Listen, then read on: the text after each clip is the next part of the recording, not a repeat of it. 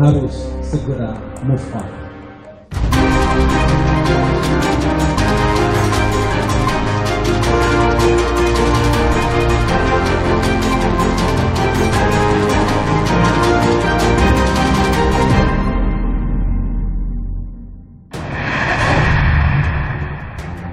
Pasca deklarasi Anies Caimin, Partai Demokrat pastikan akan kerjasama politik dengan partai lain.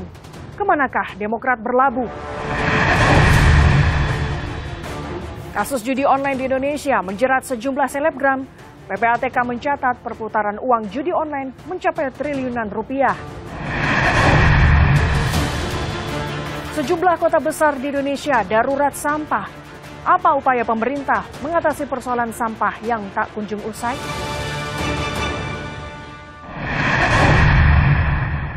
Halo saudara, bagaimana kabar Anda? Semoga Anda selalu sehat. Laporan khusus akan menemani Anda selama 30 menit ke depan, menghadirkan informasi penting dan menarik lainnya.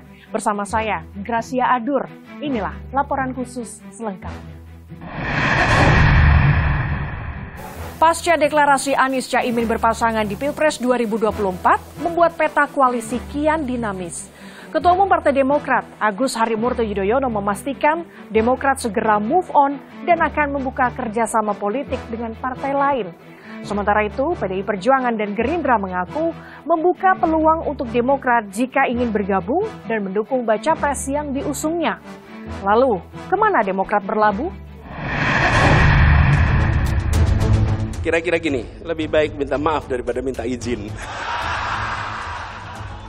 Kita harus segera move on. Hari ini kami, keluarga Partai Demokrat, dengan berbesar hati, dengan kerendahan hati, menyatakan move on dan siap menyongsong peluang-peluang baik di depan. Ketua Umum Partai Demokrat Agus Harimurti Yudhoyono memastikan Demokrat segera move on setelah koalisinya bersama Nasdem dan PKS putus di tengah jalan. AHY menegaskan Partai Demokrat akan membuka kerjasama politik dengan partai lain. Saya mengucapkan selamat kepada Bapak Anies Rashid Baswedan dan Bapak Muhaimin Iskandar yang baru saja mendeklarasikan sebagai pasangan calon presiden dan calon wakil presiden 2024 ke depan. Sementara itu, Sekjen PKS Abu Bakar Al-Habsyi menilai kehadiran PKB ke Koalisi Perubahan merupakan tambahan kekuatan baru dan mengajak Demokrat kembali bergabung. PKS melihat kedatangan PKB kemarin adalah sebagai kekuatan baru, ya. Dan saya yakin percaya juga Demokrat semoga hatinya bisa terbuka untuk comeback bersama kita. Namun Demokrat mengaku tak mau lagi kerjasama politik dengan Surya Paloh dan Anies Baswedan. Melangkah ke depan dan tidak melakukan perjudian. Jadi tawaran untuk comeback tidak akan mungkin terjadi ya? Masa kita mau ke sana lagi? Kita meninggalkan dia, bukan kami yang meninggalkan dia. Mereka yang meninggalkan kami dan karena tetapi namanya politik ya ini adalah rumahnya dan lebih baik kami mohon melangkah ke depan segera akan membuka komunikasi dengan pihak-pihak sahabat yang lain. Keharusan bagi parpol memberi dukungan di Pilpres diatur dalam Undang-Undang Pemilu Pasal 235. Sehingga mau tidak mau Demokrat harus berkoalisi dengan parpol lain mendukung capres agar tak kena sanksi di pemilu berikutnya. Lalu, kemana Demokrat berlabuh? PDI Perjuangan masih membuka peluang bagi Demokrat jika ingin bergabung mendukung Ganjar. Ketua DPP PDIP, Puan Maharani menyebut akan kembali menjajaki kemungkinan koalisi dengan Demokrat. Tentu saja setelah ini kita mungkin akan melakukan silaturahmi untuk menjajaki kemungkinan-kemungkinan yang ada. Tak hanya PDIP, Partai Gerindra pun membuka pintu bagi Demokrat bila mau mendukung baca pres Prabowo Subianto. Demokrat komunikasinya akan diintensifkan dalam hari-hari ke depan, hari-hari ini. Kita membuka pintu kepada setiap orang, setiap kelompok, setiap organisasi, apalagi partai politik yang akan memberi dukungan kepada Pak Prabowo. Deklarasi Anies Caimin berpasangan di Pilpres 2024 memang membuat peta koalisi kian dinamis. Sebelumnya, Ketua Majelis Tinggi Demokrat Susilo Bambang Yudhoyono menyebut pendekatan yang dilakukan Partai Gerindra dan PDI Perjuangan sebagai ajakan yang tulus dan serius. Saya harus jujur mengatakan bahwa cara seperti itu adalah cara yang baik. Sah, tidak salah, dan dibenarkan dalam demokrasi, dalam dunia politik. Ajakannya pun saya dengarkan juga tulus dan serius. Dilakukan secara terbuka, publik juga tahu. Ini kan baik untuk transparansi politik dibandingkan manuver bawah tanah yang penuh dengan misteri. Tak hanya membandingkan manuver yang dilakukan Partai Nasdem dan PKB dengan poros koalisi lain, Partai Demokrat pun merespons keras langkah mengejutkan deklarasi Anies Muhaimin. Demokrat menyebut Partai Nasdem pengkhianat. Ya, bagi kami ini tentu bagian dari pengkhianatan terhadap koalisi perubahan. Perseteruan politik Nasdem Demokrat bahkan hampir dibawa ke ranah hukum. Sebelumnya, Partai Nasdem berniat melaporkan SBY ke Bareskrim Polri karena tak setuju disebut pengkhianat. Namun, Bendahara Umum Partai Nasdem Ahmad Sahroni mengaku diperintah Ketua Umum Partai Nasdem Surya Paloh untuk tidak melaporkan Ketua Majelis Tinggi Partai Demokrat yang juga Presiden ke-6 Indonesia Susilo Bambang Yudhoyono. Tapi saya mesti klarifikasi, karena saya di dalam ruangan itu selama 2 jam menerima cerita tentang proses Pak SBY waktu 2004. Jadi gitu teman-teman, saya mengklarifikasi. Karena perintah Ketua Umum tidak boleh melaporkan, saya urungkan niat untuk tidak jadi melaporkan Pak SBY. Manuver tak terduga Nasdem PKB mengusung pasangan Anies Caimin jadi awal ramainya bursa cawapres Pilpres 2024. Kedekatan PKB dengan memilih kalangan Nahdlatul Ulama atau Nahdliyin yang mayoritas tersebar di Jawa Timur dinilai jadi harapan koalisi pengusung meningkatkan elektabilitas Anies Baswedan yang tertinggal dari 2 baca pres lain. Namun, benarkah Nahdliyin jadi lumbung suara PKB? Survei Litbang Kompas Mei 2023 lalu ternyata menunjukkan PDI Perjuangan dipilih mayoritas Nahdliyin dengan elektabilitas 22,6%. Disusul Gerindra dengan raihan 19,6%. Partai Demokrat 7,4%. PKB justru ada di urutan keempat pilihan kaum Nahdliyin dengan elektabilitas 7,4%, disusul Partai Golkar dengan 7,1%. Sementara itu, survei Litbang Kompas 27 Juli hingga 7 Agustus 2024 menunjukkan Muhaimin Iskandar meraih elektabilitas 0,4%. Jauh dibandingkan elektabilitas tokoh-tokoh lain yang digadang-gadang jadi bakal cawapres seperti Ridwan Kamil, Erick Thohir, Sandiaga Uno, Agus Harimurti Yudhoyono. Kini, publik menanti siapa bacawa pres untuk Ganjar Pranowo dan Prabowo Subianto. Akankah ada kejutan baru?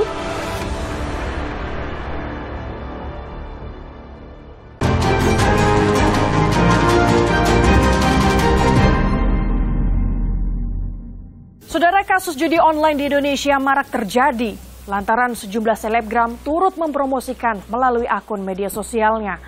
Pusat Pelaporan dan Analisis Transaksi Keuangan atau PPATK mencatat perputaran uang judi online mencapai triliunan rupiah. Polri dan Kemenkominfo pun melakukan berbagai upaya memberantas judi online dengan pemblokiran konten dan kerjasama PPATK guna membatasi ruang gerak pelaku judi online.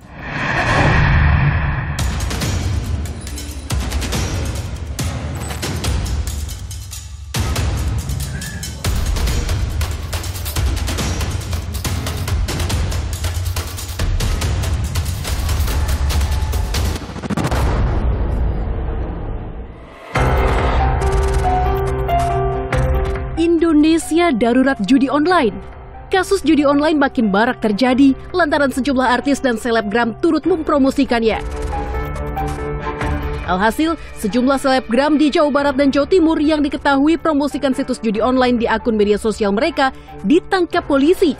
Mirisnya, beberapa di antara selebgram tersebut masih berstatus pelajar di bawah umur. Mereka mengaku tergiur dengan iming-iming uang instan. Adapun modusnya, mereka ini dihubungi oleh admin situs judi online yang ada di luar negeri. Kemudian mereka menerima tawaran untuk memposting situs-situs judi online. Selain selebgram, selebritas terkenal tanah air Wulan Guritno pun menjadi sorotan. Wulan diduga mempromosikan judi online di akun media sosialnya tahun 2020 lalu. Polisi berencana memanggil Wulan Guritno untuk klarifikasi. Keterlibatan artis dan selebgram dalam promosi judi online dikhawatirkan membuat praktik tindak pidana ini kian masif. Maka, konsekuensi hukum menanti mereka yang promosikan judi online. Kepada influencer yang followernya mungkin juga cukup banyak dan bisa mempengaruhi netizen, ya, seperti selebgram, artis, dan lain sebagainya, ini untuk tidak melakukan atau tidak mempromosikan judi online. Apabila masih ditemukan, kita akan melakukan langkah-langkah tindakan atau melakukan proses pidana terhadap yang bersangkutan.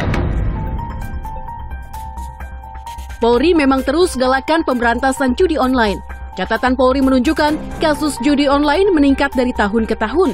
Bahkan tahun 2022 pengungkapan kasusnya meningkat 2 kali lipat. Selama tahun 2022 kita mengajukan sebanyak 401 pemblokiran.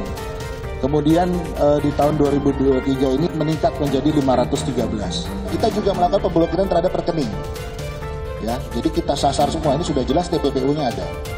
Padahal ancaman hukumannya tak main-main. Sesuai Kitab Undang-Undang Hukum Pidana dan Undang-Undang Informasi dan Transaksi Elektronik, pelaku praktik judi online terancam pidana maksimal 6 tahun penjara dan denda hingga 1 miliar rupiah.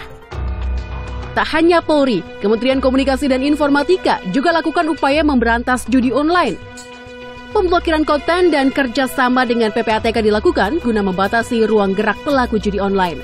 Pemerintah melakukan terus dalam hal ini Kominfo take down terhadap konten-konten judi online. Kominfo sudah menjalin kerjasama dengan PPATK untuk menutup atau memblokir rekening-rekening yang dipastikan menjadi rekening penampungan judi online ini.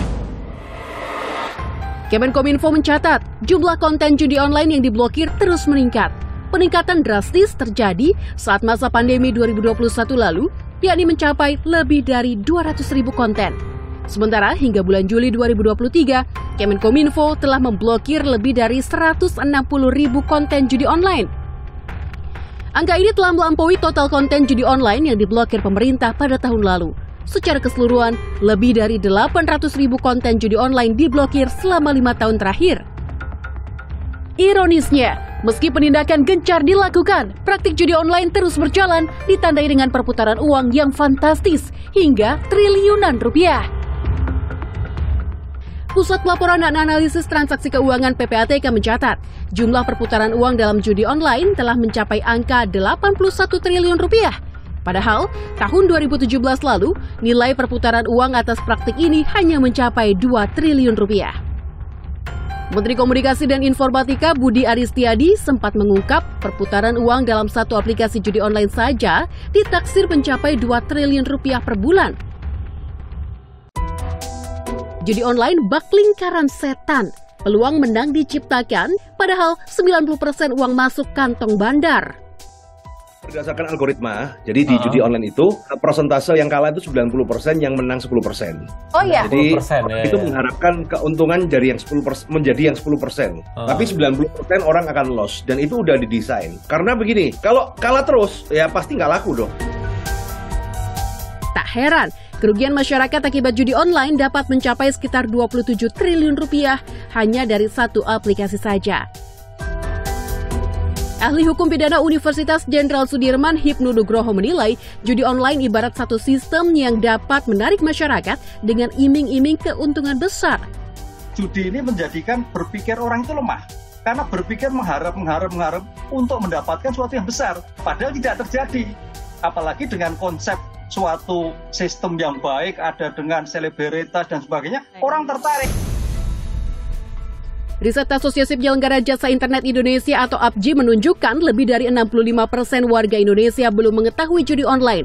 Alhasil, mereka terjebak di dalamnya.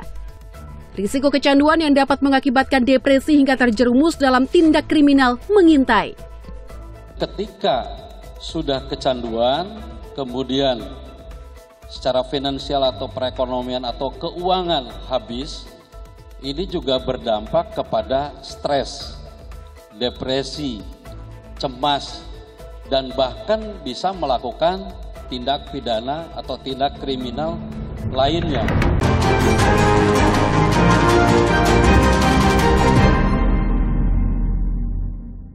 Saudara, sejumlah kota besar di Indonesia mengalami darurat sampah.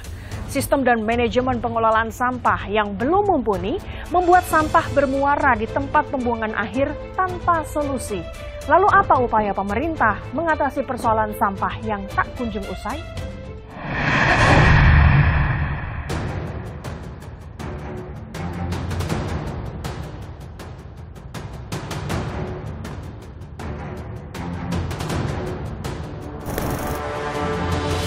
Sejumlah kota besar di Indonesia darurat sampah.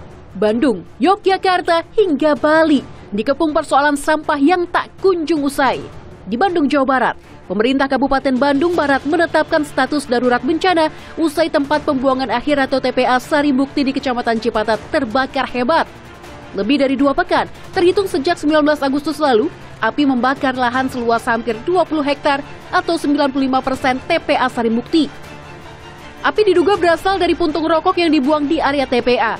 Api sulit dipadamkan karena besarnya gas metan yang terjebak di dalam tumpukan sampah. Kebakaran TPA Sarimukti membawa dampak luas. Sejumlah tempat penampungan sementara atau TPS di kota Bandung menumpuk. Selain itu, akibat kepulan asap kebakaran TPA Sarimukti, 363 warga menderita infeksi saluran pernapasan akut atau ISPA. 9 sekolah di Bandung Barat juga terpaksa ditutup sementara.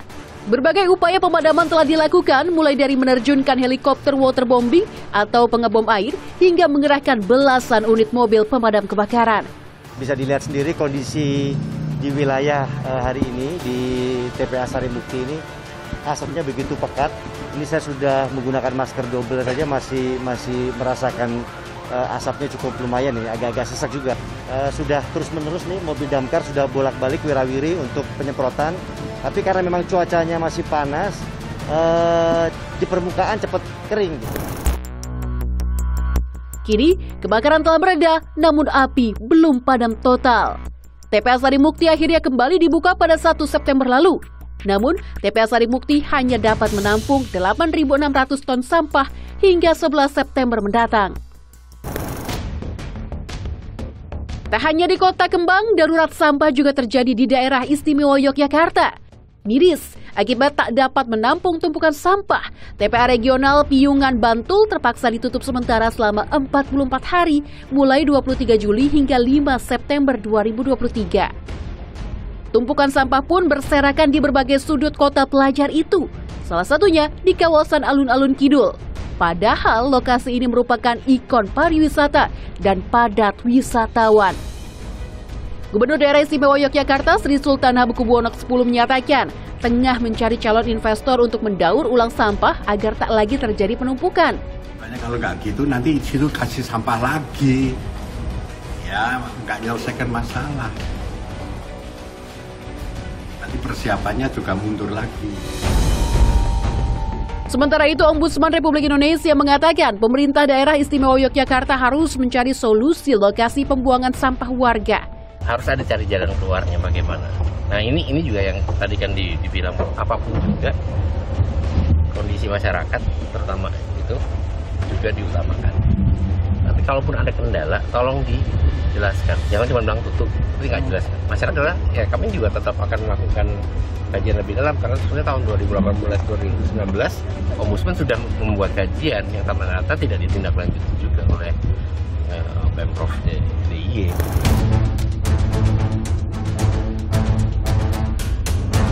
Pulau Dewata Bali pun tak luput dari darurat sampah. Rasio sampah satu warga Bali hampir mencapai 3 kg per hari. Padahal idealnya di bawah 1 kg. Selain itu, Bali belum memiliki sistem dan manajemen pengelolaan sampah yang mumpuni. Rata-rata, sampah yang bermuara di TPA hanya ditimbun menjadi gunungan sampah. Kepala UPDT Pengelolaan Sampah Dinas KLH Provinsi Bali, Nimade Armadi mengungkap TPA Suwung sudah overload alias melebihi kapasitas. Cuma di Bali masih melaksanakan pengelolaan sampah secara konvensional, artinya kumpul, buang, angkut. Belum ada pengolahannya. Inilah menyebabkan hampir semua TPA itu mengalami overload. Mestinya kan yang boleh dibuang ke TPA seperti ini kan cuma residu saja. Tapi kenyataannya semua sampah hampir 96% sampah masih tertumpuk ke TPA. Gubernur Bali, Iwayan Koster, mengakui masalah pengelolaan sampah merupakan momok Bali sebagai ikon pariwisata dunia dan Bali harus berbenah. Bagi Bali karena merupakan tujuan wisata utama dunia, kebersihan itu adalah salah satu faktor yang menentukan kenyamanan para wisatawan yang berkunjung ke Bali, baik wisatawan domestik maupun juga wisatawan mancanegara.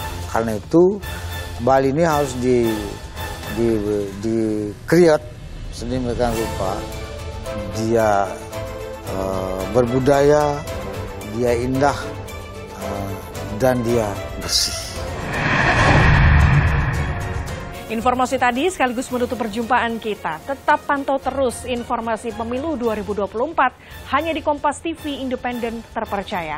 Saya Gracia Adur, pamit undur diri, sampai jumpa.